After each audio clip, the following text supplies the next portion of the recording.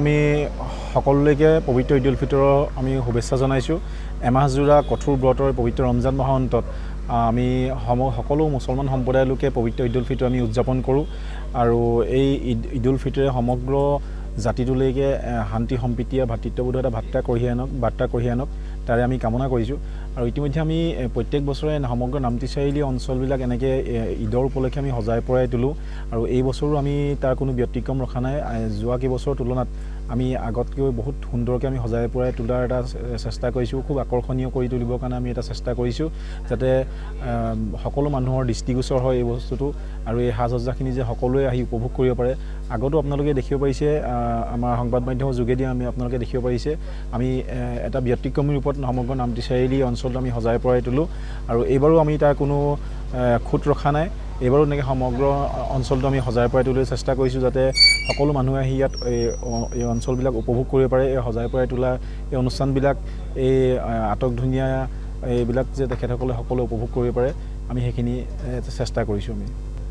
হয়, এইখিনিতে এইটো ক'ব বিচাৰিম যে পবিত্ৰ ঈদ উল ফিতৰৰ দিনা আমি প্ৰত্যেক বছৰে দূৰণিবতীয়া আলহীখিনি যিসকল আহে, বাটৰুৱাসকল জাতি ধৰ্ম নিৰ্বিশেষে সকলোকে আমি আপ্যায়ন কৰোঁ। খুব ধুনীয়াকৈ তেওঁলোকৰ পৰা আমি সহযোগিতাও পাওঁ। আমিও তেখেতসকলৰ লগত ভাতৃত্ববোধৰ প্ৰেমৰ ভাতৃত্ববোধৰ এটা নিদৰ্শনে তেখেতসকলক আমি আপ্যায়ন কৰাৰ চেষ্টা কৰোঁ আৰু এইবছৰ আমি তেনেকুৱা এটা চেষ্টা কৰিম আৰু আমি ব্যতিক্ৰমী কিছুমান চিন্তা আমি কৰিছোঁ।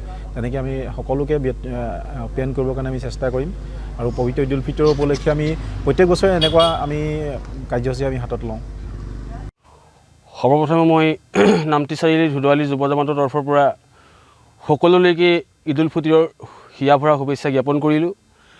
আমি নামতি চাৰিআলি ধুদুৱালি যুৱ সমাজে প্ৰতি বছৰে ঈদ উল ফিতৰৰ দিনা আমি আমাৰ গাঁওখন, আমাৰ অঞ্চলটো আমি খুব ধুনীয়াকৈ আমি সজাই পৰাই তোলোঁ।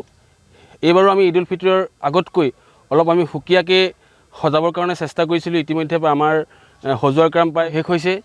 তো আমি সকলোলৈকে এই ঈদৰ শুভেচ্ছাৰ লগতে আমাৰ অঞ্চলটো গাঁওখনি এবাৰ সকলোকে আহিবৰ কাৰণে অনুৰোধ কৰিলোঁ। আমি ঈদৰ লগতে ঈদৰ দিনাখন আমি দিনজোৰা কাৰ্যসূচীৰে আমি ঈদৰ লগত সংগতি ৰাখি ঈদ মেহফিলৰ আয়োজন কৰিছোঁ। সেই ঈদ মেহফিলত আমাৰ বিভিন্ন অঞ্চলৰ বিভিন্ন জেগাৰ পৰা আমাক যিকিয় শিল্পীসকল আহিব। আমি সেয়েহে সকলো অসমবাসী ৰাইজক আমাৰ সেই ঈদৰ দিনা সেই ঈদ মেহফিলত উপস্থিত থাকিবৰ কাৰণে আমি সকলোকে অনুৰোধ জনাইছোঁ। আমাৰ নামতি চাৰিআলি 8টা জামাততেই সজাই পৰাই তোলা হৈছে, হ'লেও আমাৰ ধুদুৱালি জামাতত আমাৰ গোটেই জামাতটো যিমানখিনি আমি জামাত আছে সকলোখিনি আমি টনি লাইটেৰে বা ঘৰতে বনোৱা বহুত সা সৰঞ্জামেৰে আমি সজাই পৰাই তুলিছোঁ। আমি এটা চেল্ফি পইণ্টৰ ব্যৱস্থা কৰিছোঁ। আমাৰ সকলো আহি পেলাই আমাৰ ইয়াত চেল্ফি ল'বও পাৰিব। আমি আমাৰ মছজিদটো আমি ধুনীয়াকৈ সজাই পৰাই তুলিছোঁ। মছজিদৰ সন্মুখত আমাৰ এটা পুখুৰী আছে, পুখুৰীটোতো আমি সজাবৰ কাৰণে বহুত চেষ্টা কৰিছোঁ, তাতো আমি সজাই পৰাই তুলিছোঁ। তো গাঁওখনত আমি অত্যাধুনিক আমি টনি লাইটেৰে সকলোখিনি সজাই পৰাই তুলিছোঁ।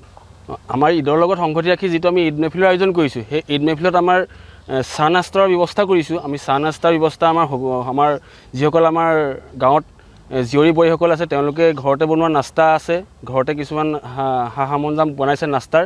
তো সেয়েহে আমি ঈদ মেহফিলৰ দিনাখন ইয়াত যিসকল অতিথি আহিব, যিসকল দৰ্শক থাকিব তেওঁলোকৰ কাৰণে আমি সেই চাহ নাস্তা যোগাৰ কৰিম। যিকোনো খবৰৰ বাবে যোগাযোগ কৰক 7099017330 লগতে 7099017110 নম্বৰত।